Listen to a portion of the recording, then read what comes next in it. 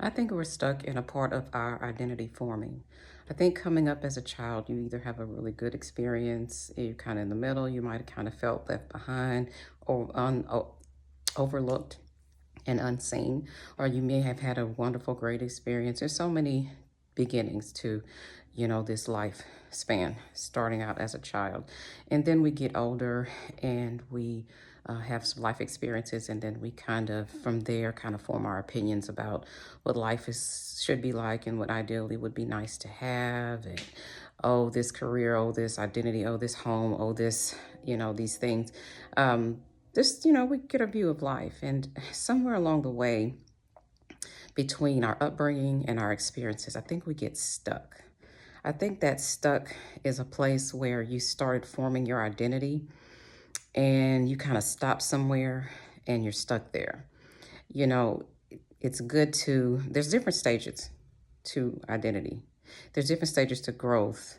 And there's, different places you find yourself in and at on the journey. But sometimes I think we take a piece or a part of our identity and we just kind of stay there and lay there, whether it be, well, I've got accomplished this much in my career, I'm good. Or or I see this reflection of me from this part of my life. This is how I'd like to be. This is who I'm good with this part of me, being this version of myself. And then we stay there.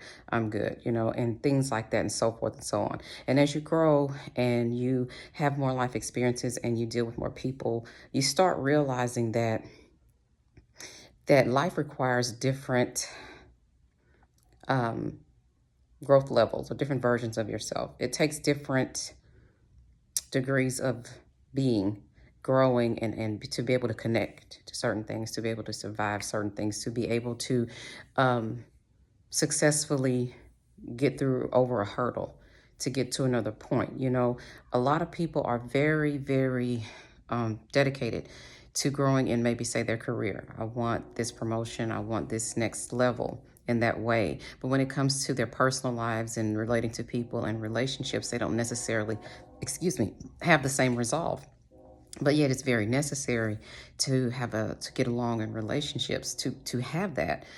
You can't be the 22-year-old version of yourself with someone once you're 45, 55, 60 something years old, or once a person's mentally, emotionally grown to a point and whoever is still stuck at 22, 25, 27, those two people can't get along because I'm functioning from a certain growth point or a certain place, from a certain view. I've made it up this level. You're functioning over here, or vice versa. I'm functioning at 25, and you're functioning at 65. I'm mentally or emotionally or growth wise, and in different areas, we're different ages. We can be emotionally very young in certain areas, and we can be mentally a little older in other areas, right? And it really is like that. When it comes to our wounds, keep us pretty young in the areas that we've been wounded in, stunted in, something that has happened to us. We haven't gotten over it. So we're still that age in that area. And so when we're having relationships, we're dealing with all the different facets of ourselves and all the different facets of relating. And so it's really difficult when you're still stagnated and we are stagnated in one area, and you're dealing with someone and they are promoted, evolved in that area, and we're trying to get along with one another from two different age levels, mentally or emotionally or psychologically, what have you. Trauma definitely stunts your age growth mentally and emotionally.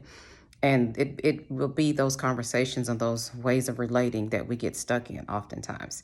You know, by the time you deal with certain things in life, you're going to need the emotional maturity of a certain level or age, per se, as an example, to be able to deal with certain things.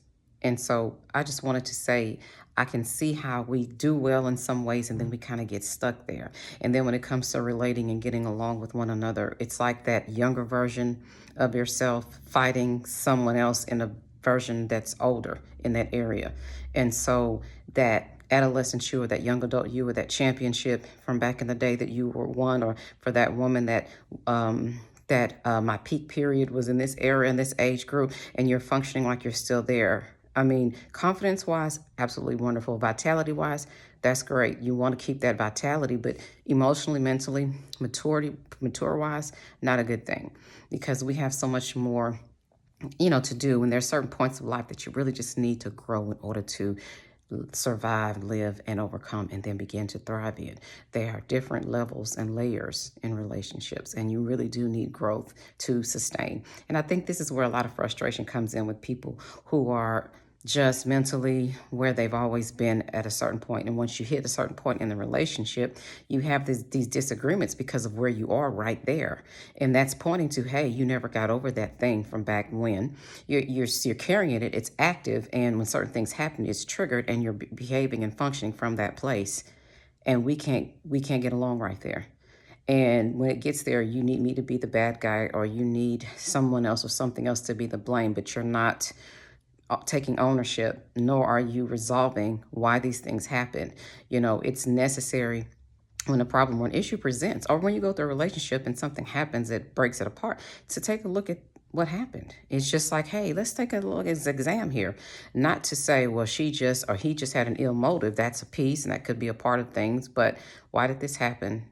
What is it? What was it trying to show me or tell me? It's always pointing to something, always. And examination is necessary. Not just our own personal self progress on our own progress level that makes us feel good. But when you deal with another person, you really get to see how that progress rate registers and relates to another person. And it's just, what's enough for us as single and as an individual is not enough for us collective and as a couple. And we need a little bit more growth. And so I just want to talk about being stuck in a version of yourself or in a place and a time that you've been in. And from that place, trying to have a relationship with someone that's letting you know, hey, you never did overcome that. Hey, growth is needed here. That's usually more of the message in a lot of relationships than you made a poor choice and you just, need to do better so you can make a better choice. Well, it's also pointing to an internal thing, conflict that's old, that happened a long time ago, that needs to be dealt with, resolved. Like, the injuries that happen to you are not necessarily because of you. And you just need to realize that they're lies, and that it's just something, it's almost like being assaulted, regardless of which version and which way, whatever happened to you, whichever way it happened to you, it's like being assaulted and staying in the same state of mind, in the mental place that you were when you were assaulted, staying on the crime scene, staying in that same place and not resolving having that fear worked out of you, you know, and just realizing that you can be vulnerable sometimes, or that simply people just say never mind, and don't choose to give you the dedication that you may want, or what have you. So self-examination is very necessary for you as an individual, not to point to anyone. It's not to make a good or a bad guy. It's just to resolve conflicts so that you don't keep facing them and fighting another person instead of the conflict itself. So wherever we are stuck, we need to deal with that version of ourselves so that we can overcome that and be more complete and whole and better functioning as people in a relationship and be easier to get along with. Amen.